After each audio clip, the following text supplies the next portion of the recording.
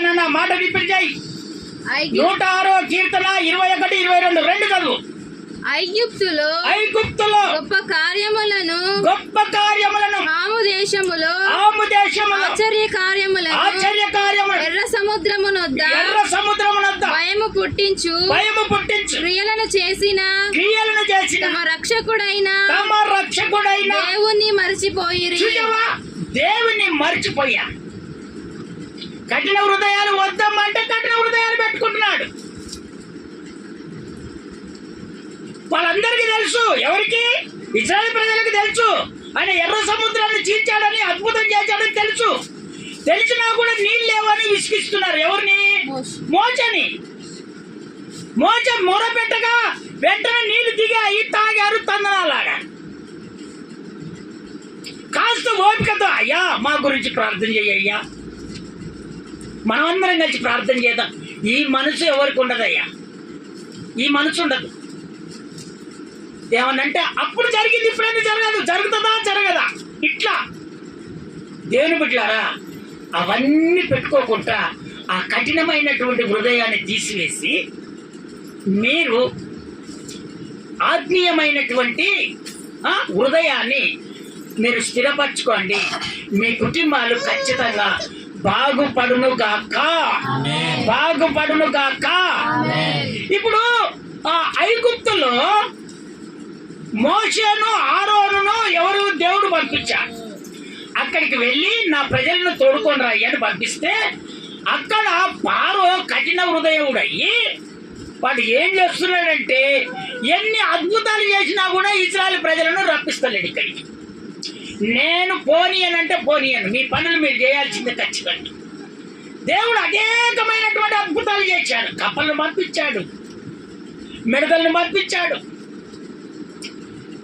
మరి కందిరీగలను పంపించాడు, పేర్లను పంపించాడు. అనేకమైన అద్భుతాలు రక్తంగా మార్చాడు. ఎన్ని చేసినా కూడా వాడి కఠిన హృదయుడయి వాడు ఎట్లుంటది? మాంత్రికునికి ఎట్లుంటది? ఎన్ని ఏమో చేయి, నువ్వు ఎన్ని చేయి, నేను మళ్ళీ నీకు పంపిస్తూనే ఉంటా, నువ్వు చేయరాదు. అందుకని దేవుని బిడ్డలారా, మాంత్రికుని తోటి నీవు ఎప్పుడు కూడా సంతోషంగా ఉండొద్దు, సంతోషంగా మాట్లాడొద్దు. వానికి ఆల్రెడీ తెలిసే ఉంటది, జీవితము ఆల్రెడీ తెలిసే ఉంటది. అందుకనే యేసయ్య ఒకసారి హెచ్చరిస్తున్నాడు, మాంత్రికులతోటి దూరంగా ఉండటం మంచిదే. నువ్వు ఎప్పుడో తెలుసా, ప్రార్థనలో ఏకీభవించినప్పుడే వాడు దూరం అయిపోతాడు. కానీ నీ మాటల ద్వారా, నీ పద్ధతి ద్వారా వాడు ఎప్పటికీ సమాధానము రాదు.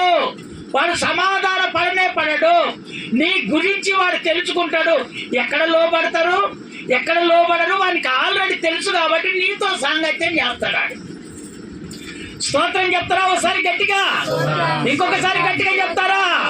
వడగండ్ల రాళ్లతో అన్ని శుద్ధంగా అద్భుతాలు చేసినా కూడా వారి హృదయం కఠినమైపోయింది. అసలు ఇశ్రాయేలు ప్రజలను పంపించట్లేదు. వీళ్ళదేమో గోస, అయ్యా మమ్మల్ని మా దేశానికి పంపించయ్యా, కరారు దేశానికి పంపించయ్యా, మేము వేదన పడుతున్నామయ్యా, బాధపడుతున్నామయ్యా అనేమో వాళ్ళు మొర పెడుతున్నారు. వీడేమో కఠిన హృదయుడై ఆ అద్భుతాలు చేసినా కూడా ఆ అద్భుతాలకు పైగా వీడు చేయటం మొదలుపెట్టాడు. ఇక తర్వాత మన దేవుడు ఏదైనా చేయగలడు, కానీ దేవుడు కాస్త పరిశోధన చేస్తాడు. కాస్త ఏం చేస్తాడు? పరిశోధన చేస్తాడు. ఈ పరిశోధనలో వాడు నెగ్గతనేమో సరిపాయ, నెగ్గపోతే ఏమవుతుంది? ఆడి చనిపోతుంది. ఎంత మాంత్రికుడైనా సరే దేవుడి కను దృష్టి పడిందంటే, నేను ఇదివరకు సాక్ష్యాలు చెప్పాను, 2-3 సాక్ష్యాలు. ఒక ఆయనకి నువ్వు ఇంతే ఉన్నావు ఎంత అని మిషన్ తిప్పాడు. ఇంకో ఊరికి పోతే మళ్ళీ నోరు లేకుండా చేశాడు వేరే తల్లికి. ఇంకొకడు పొలం పంచాయతీలో వాడు వీడు ఒక్కడేనంట పాపం విని అల్లా అది ఈ పియపెళ్ళే దగ్గరికి రానియట్లేదట. నూనె చల్లి ప్రార్థన చేసి వచ్చేసాను. 10 రోజులకే రీబా కళా దీరబరం. ఇలాంటి అద్భుతాలు దేవుడు చేయగలడు. విశ్వాసే, నువ్వు ఎప్పుడు కూడా మాంత్రికునికి లోబడకూడదు, విరోధుడికి ఎప్పుడు లోబడకూడదు. నీవు మాత్రము దేవునికి లోబడవని దేవుడు అందుకనే కుటుంబంలో ప్రార్థనలో దేవుడు హెచ్చరించి మాట్లాడతాడు. కుటుంబాలలో ప్రార్థనలు ఎందుకు పెట్టుకుంటారు? మీరు మీ బాధల కొరానికి పెట్టుకుంటారు. ఆ బాధలను బట్టి దైవజనుడు ప్రార్థన చేసినప్పుడు ఆ వాక్యాన్ని దేవుడు పంపిస్తాడు. ఆ వాక్యాన్ని పంపించినప్పుడు ఆ వాక్యాన్ని సారంగా మేము జీవిస్తామని మీరు తీర్మానం చేసుకున్నప్పుడు ఆ కుటుంబం ఫలభరితముగా మార్చబడుతుంది. స్తోత్రం చెప్తారా? ఒకసారి గట్టిగా, ఇంకొకసారి గట్టిగా చెప్తారా? అందుకనే దేవుని దృష్టి ఇదిగో మీ మీద ఎల్లప్పుడూ ఉంటది, కానీ మీరే ఆయనను మర్చిపోతున్నారు.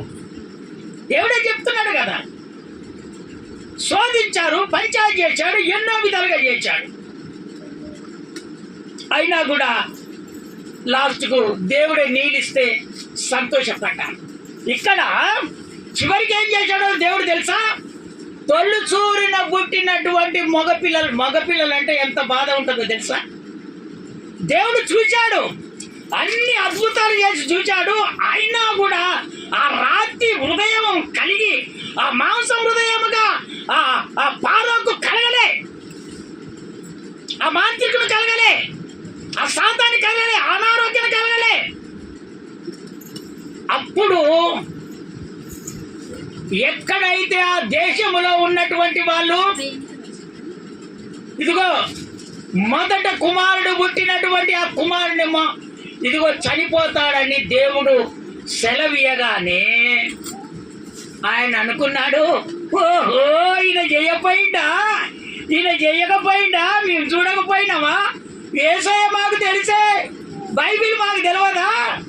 ఆరాధన చేసేవాళ్ళు మాకు తెలియదా అని ఎచ్చుడు చేశారు అంతా. పారు ఆయన కింద ఉన్నటువంటి మంత్రులు, ఆ దేశంలో పెద్ద నాయకులు వాళ్ళందరూ ఎచ్చుడు చేయటం మొదలు పెట్టారు. మేము చూడపోయినావా? తెల్లారే సరిక శపము లేని కుటుంబం లేదట ఆ దేశం అంతా. అందుకనే నా ప్రభు చూస్తూ ఊరుకోడు. అందుకని దేవుని బిడ్డ, నీవు మాత్రము దేవుని మర్చిపోకూడదు. ఆయనకు కృతజ్ఞత కలిగి నువ్వు జీవిస్తే నిన్ను నా దేవుడు ఎప్పుడూ మర్చిపోడు. మనుషులన్నా మర్చిపోతారు, కానీ నా దేవుడు ఎప్పటికీ నిన్ను మర్చిపోడు. స్తోత్రం చెప్తారా గట్టిగా? ఇంకొకసారి గట్టిగా చెప్తారా? పొద్దుగాల లేస్తే పారో పెద్ద కుమారుడు కూడా వదిలిపెట్టలే దేవుడు. అతని కుమారులతో సుద్దాగా దాచి ఉంటది. ఇంట్లో పనిచేసే కుమారులతో సుద్దాగా దేవుని బిడ్డలకు ఎంత మంది అయితే వ్యతిరేకం చేశారో అంతమంది కుటుంబంలో తొలిచూరిన పుట్టినటువంటి మగ కుమారుడు చనిపోయారు. అంతే. ఆ మాట చదవండి, మీకు వివరించి చెప్తాను. ఒక్కసారి స్తోత్రాలు చెప్తారా గట్టిగా? నిర్గమకాండము 12వ అధ్యాయం 29 నుండి. నిర్గమకాండము 12వ అధ్యాయము 29 నుండి. అర్ధరాత్రి వేళ వినండి. ఇప్పుడు అర్ధరాత్రి వేళ జరిగినదేమనగా సింహాసనం మీద కూర్చున్న ఫరో మొదలుకొని చెరసాలలో ఉన్న ఖైదీ యొక్క తొలిపిల్ల వరకు ఐగుప్తు దేశమందలి తొలిపిల్లలందరినీ పశువుల తొలిపిల్లలన్నీ యెహోవా హతము చేశాడు. ఏం చేశాడు దేవుడు? హతము చేశాడు. ఇక నువ్వు చెప్పితే వినవు నాన్న, నీ పని ఇదే కరెక్ట్ అని దేవుడు ఏం చేశాడంటే తొలిచూరులో పుట్టినటువంటి కుమారులను, పశువులకు తొలిచూరులో మగ సంతానం పుడుతుంది కదా, వాటిని అన్ని ఎప్పుడైతే దేవుడు మెత్తాడో అప్పుడు అంటున్నారు, 32వ వచనం చదువు నానా. నానా 32వ వచనం చదువు. 32 అంటే 31, 32 చదువు. ఆ రాత్రి వేళ ఫరో మోషే అహరోనులను పిలిపించి ఎంతనే పిలిచాడు, అప్పుడు లోబడిపోయాడు. మాంత్రికుడు లోబడిపోయాడు. వారితో మీరును ఇజ్రాయేలును లేచి నా ప్రజల మధ్య నుండి బయలు వెల్లుడి మీరు చెప్పినట్లు పోయి యెహోవాను సేవించుడి. మీరు చెప్పినట్లు మీ మందలను మీ పశువులను తీసుకొని పోవుడి. నన్ను దీవించుడని చెప్పాను. మళ్ళీ లాస్ట్ కి యేసయ్య ద్వారా నన్ను దీవించడని చెప్పాడు. అమ్మా లోబడ్డా లోబడలే? అమ్మా మాంత్రికుడు లోబడ్డా లోబడలేదా? ఎంత పెత్తనిదారుడైనా నువ్వు ఆత్మీయమైనటువంటి భక్తి చేస్తే ఖచ్చితంగా వాడు లోబడతాడంతే. ఖచ్చితంగా లోబడతాడు. అనారోగ్యమా పో పో అని ఒక డాక్టర్ దగ్గరికి వెళ్ళొద్దు. కాస్త నువ్వు మొరపెట్టే వారికి కూడా ఉండాలి. వెళ్ళాలే కాదనేది కాదు. హాస్పిటల్లో డాక్టర్లు చేసింది దేవుడే, కానీ నీవు నీ ప్రయత్నం నువ్వు చేయాలి కదా. దేవునికి మొరపెట్టాలి కదా. ముఖ్యంగా దేవుడు మనకు కావాలి, ఆ తర్వాత వాళ్ళ దగ్గరికి మనం వెళ్ళాలి. కానీ ఇవి చూసుకోరు. ఫస్ట్ డబ్బులు ఉన్నాయి కథం వెళ్తారు. అందుకనే ఈ కఠినమైన హృదయాలను మీరు తీసివేసి, మాంసము నాకున్నది, నా హృదయములో గుండె రాతి గుండె కాదు, నా గుండె మాంసం గుండె, ఇది యేసయ్య ఇచ్చినటువంటి ఆత్మీయమైనటువంటి గుండె అని ఎప్పుడైతే ఆ విధంగా నువ్వు ప్రార్థన చేసుకోవటం మొదలు పెడతావో, నా ప్రభు నిన్ను దీవించటం మొదలు పెడతా. స్తోత్రం చెప్తారా ఒకసారి గట్టిగా? ఇంకొకసారి గట్టిగా చెప్తారా?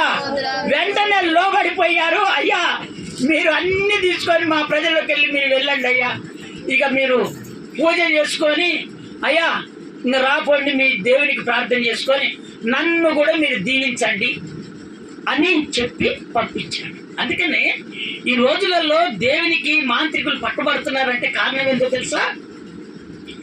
దేవుని బిడ్డలను హింస పెట్టడం వలన, దేవుని బిడ్డలను బాధ పెట్టడం వలన, దేవుని అంగీకరించినటువంటి బిడ్డలను ఇబ్బందులు పాలు చేయడం వలన నా ప్రభు దర్శించి, ఇక నువ్వు రావాలి నా దగ్గరికి, ఇక నువ్వు దగ్గరికి రావాలి,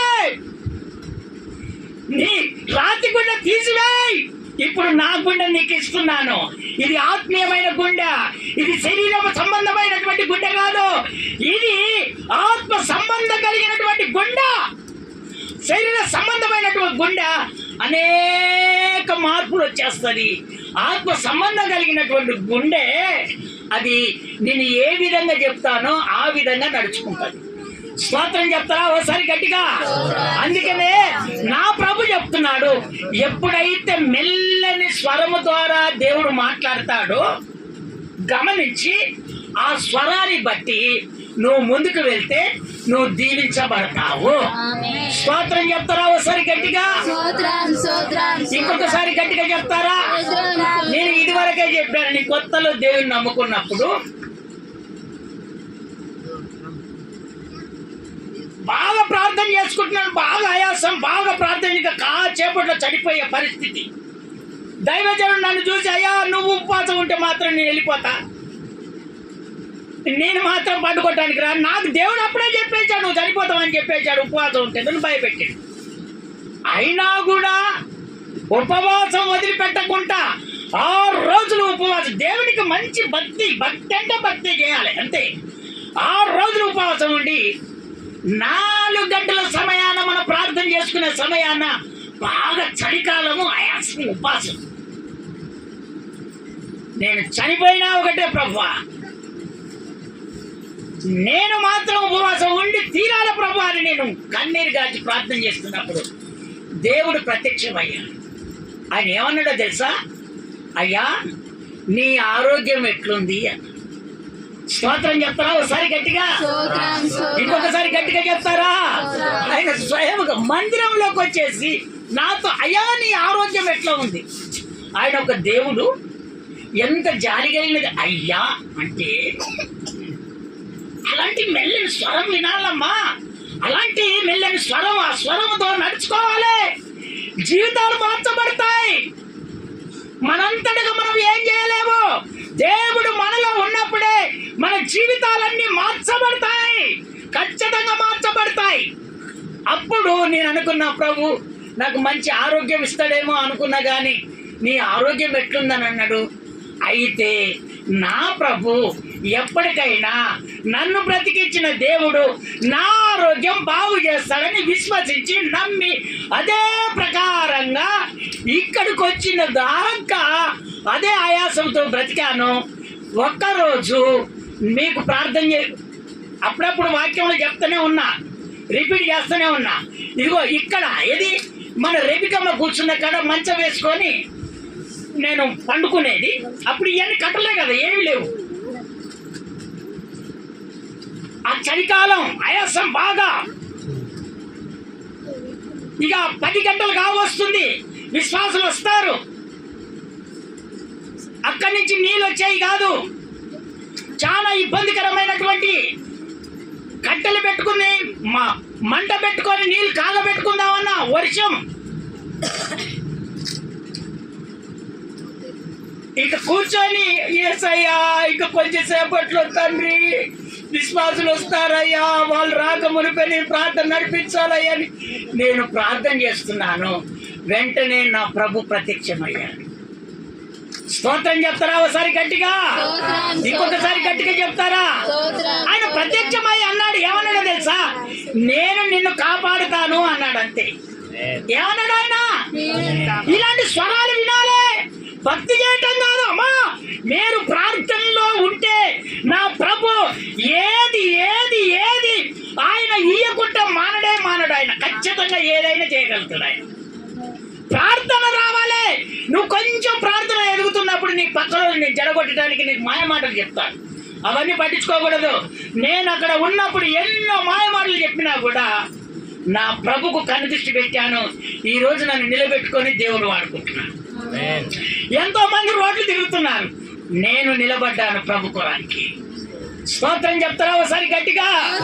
ఇంకొకసారి గట్టిగా చెప్తారా? అందుకనే దేవుని బిడ్డలారా, నా దేవుడు సేవిస్తున్నాడు. మీరు ఎప్పటికైనా సరే దేవునికి లోబడాలి. ఆయన స్వరం వినాలి. ఆయనలో ప్రత్యక్షత ఉంది, ఆయనలో మహిమ ఉంది. ఆయన నిన్ను ఏదైనా చేయగలడు. ఆయన ఖచ్చితంగా చేస్తాడు. నీకు ఏది కావాలన్నా చేయగలుగుతాడు. నేను నిన్ను కాపాడుతాను అన్నాడు. వెంటనే ఆ విశ్వాసాన్ని నిరీక్షించి అంగి ఇడిచాను, ఆ చల్లటి నీళ్ళు పోసుకున్నాను. ఇదిగో బట్టలు వేసుకొని పులిపీఠం దగ్గరికి రాగానే ఆయాసం ఎక్కడో పోయింది. ఆ ఆరాధన నడిపించడం మొదలు పెట్టాడు. స్తోత్రం చెప్తారా ఒకసారి గట్టిగా? ఇంకొకసారి గట్టిగా చెప్తారా? అమ్మా ఈ గుడిచెలలో అయ్యగారు ఉంటున్నారని మీకు బాధ కావచ్చు, తడకలన్నీ. ఓ రోజు మనం విశ్వసిస్తే, మనం ప్రార్థన చేస్తే నా ప్రభు మంచి మందిరముగా కట్టబడుతుంది. స్తోత్రం చెప్తారా ఒకసారి గట్టిగా?